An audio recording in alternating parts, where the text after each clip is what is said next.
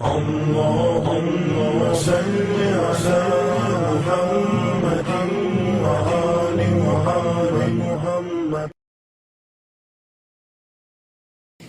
Bismillahirrahmanirrahim. Allah-u Teala Kur'an-ı Kerim'de Ali İmran suresinin 31. ayesinde Resul-i Ekrem'e emredir ki ümmetine denen. Kul in kuntum tuhibbunallah. Eğer sizin Allah'a mehabbetiniz varsa fettebi'uni, o zaman mene tabi olun. Ki yuhbibkumullah, Allah da size mehabbet göstersin. Ve yaghfir lekum zunubekum, ve sizin günahlarınızı bağışlasın. Vallahu gafurur rahim. Allahu Teala bağışlayan ve merhametlidir. Mehabbet hiçbir nişanesi olmayan bir sevgiden ibaret değil. İnsan öz əməllərində məhəbbətin nişanələrini biruzə verməlidir.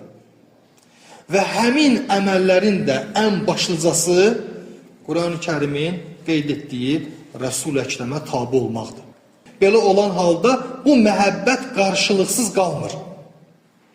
Allah-u Teala münezzəhdir bütün eyblərdən, nöqsanlardan, subhanallahdır, pakdır, nöqsansızdır. Sənin bu tərzdə ona qarşı olan məhəbbətinə qarşılıq olaraq Allah-u Teala da buyurur, yuhbibkumullah, Allah da sizə məhəbbət göstərər. Allah-u Teala sizə məhəbbət göstərər və məhəbbətinin də səmərəsi nə ilə nəticələnər? Sizin günahlarınız bağışlanar və öz rəhmətini daim sizin üzərinizə salar. Həzrət Əli Aleyhisselam buyurur ki, Allah-u Teala'ya bəndəliyin ən yüksək mərtəbəsi Allah'a olan məhəbbətdir. Yəqul əmirul müminin innə əfqələn nəs bə'dən nəbiyyin. Peyğəmbərlərdən sonra dünya və axirətdə ən üstün və fəzilətli insanlar Allah'a məhəbbət göstərənlərdir. Burada belə bir maraqlı sual yaranır ki, ayədə ki deyilir, yuhbibkumullah, Resul-i Ekrem'e tabi olandan sonra da Allah sizə məhəbbət göstərəcək. İnsan Allah-u Teala'nın məhəbbətini cəlb eləyəndən sonra, Allah-u Teala'nın məhəbbəti ona şamil olandan sonra birbaşa olaraq o günahlar bağışlanır da. Görəsən Allah ardıca nə üçün əlavə edir ki, yəğfir ləkum zunubəkum? Allah sizi sevər və günahlarınızı bağışlayar. Cavabında belə qeyd edirlər ki, mümkündür söhbət keçmiş günahlardan gedir.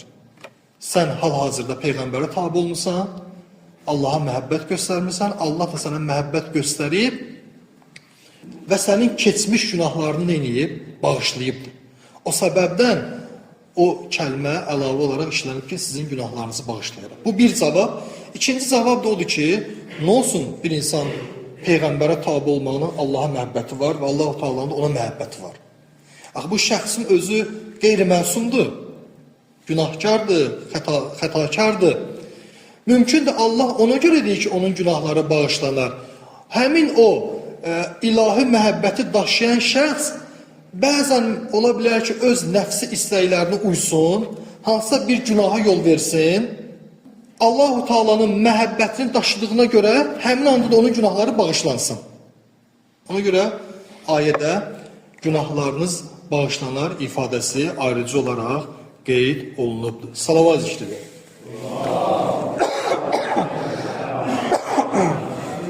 Bəli.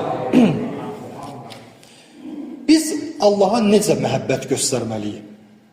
Allah-u Teala'ya sevgi necə olur, keyfiyyəti necədir? Hardan bilərik ki, şəxs Allah'a sevgisi var?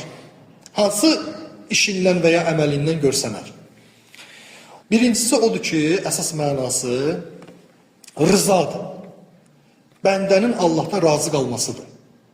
Əgər bir insan hər halıyla kasıb varlığı, xəstə sağlam, çətinlikdə olanda və ya asayişdə olanda fərq eləməz. Hər an Allah'a şükür edirsə, saysız hesabsız nemətlərin müqabilində bunun özü göstəricidir həmin şəxsin ilahi məhəbbəti özündə daşımasına. Rıza və şükür, ikisi bir yerdə. İlahi məhəbbət deyiləndə nə başa düşülür? Şəxsin Allah'tan razı qalması və Allah'a şükür etməsi. Yeri gəlmişkən bu cür halda da olanda onun da bir şərti var ki, gərək Allah-u Teala'nın ikrah etdiyi şeylərdən çəkinəsən. Da belə deyil ki, elə mən Allah'a şükür edirəm, amma onun da müqabilində Allah-u Teala'nın bəyənmədiyi, nifrət etdiyi işləri də icra edirəm. Bu olmamalıdır. Musa bin İmran, Hz. Musa aleyhisselam haqqında Üsul-u Kafidə belə bir rəvayət nəql olunur ki, xərəcə fi hacətin. Hz. Musa aleyhisselam bir ehtiyacından ötürü çıxdı çölə. Bir qədər getdi, bir kişiyə rast gəldi ki, gördü kişi səcdə eləyib, səcdə halındadır və təkrar deyir, şükrən lillah, şükrən lillah, şükrən lillah. Allaha şükür edir səcdə alanda. Xülasə, Musa Peyğəmbər uzaqlaşdı, getdi hacətin dalıyca, qayıdıb yenidən həmin kişinin yanından keçəndə gördü bu kişi yenə də səcdə halındadır.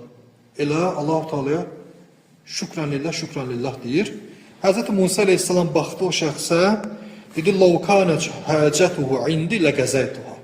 Əgər bu məndən istəsəydi, mən ona hacətini verərdim. Allah-u Teala Hz. Musa'ya, ya Musa, əgər o səcdə eləyən, səcdədə boynu qırılsa da belə, nifrət etdiyim şeydən, istədiyim şeye keçməyincə, mən onun səcdəsini qəbul etməyəcəm. Nifrət etdiyim şeydən, sevdiyim şeye keçəcək, ondan sonra etdiyi şükranlıq və məmnunluq, razılıq həmin bəndəmdən qəbul olunacaq və hacətini də yerinə yetirəcəyəm. Bu bir. İkinci də ilahi məhəbbət keyfiyyəti nədən ibarətdir? Allah-u Teala'nın övliyalarını sevməkdən. Sənin Allah-u Teala'nın dostlarını sevməyin göstəricidir Allah-u Teala'ya olan məhəbbətini.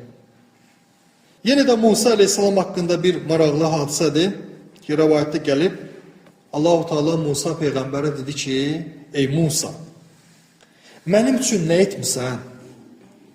Nə iş görmüsən mənim üçün? Hz. Musa buyurdu ki, ya Rabbim, salləytum, namaz qılmışam, sumtu, oruç tutmuşam, və təsaddaqtu, sədəqə vermişəm. Yəni, Allah-u Teala cavabında belə buyurdu. Ya Musa, namaz qılmısansa, namaz burhandır, burhan, yəni sənin bələdçindir. Tutduğun oruc qalxandır. Verdiyin sədəqə də qiyamət günündə üstündə kölgə olacaq. Zillun, qiyamət günü başının üstündə bir kölgə olacaq ki, sən şiddətdən qorunacaqsın. De görün, mənim üçün nə etmişsən? Musa Peyğəmbər dedi ki, ey mənim Rəbbim, bəs hansı bir əməli görüm ki, sırf sənin üçün olsun o əməl? Allah-u Teala buyurdu, ya Musa, mənim övliyalarımı sevginə. Günümüzdə də Allahın övliyası deyiləndə ilk öndə gələn Həzrəti Muntəzər Məhdi aleyhissalamdır. Salavatullah və selamu aleyh. Bəli, onu sevmək və onun düşmənlərinə beyzarlıq etməklə Rəsul Əkrəmə tabi olmuş olaraq, belə olan halda da Allah sevgisini bizə yönəldər və günahlarımızı bağışlayar. Allah-u Teala Gafurur Rahimdir. Rəbbimiz bizləri Həzrəti Muntəzərə xatir həqiqi ilahi sevgini daşıyan xalis kullarından qərar versin.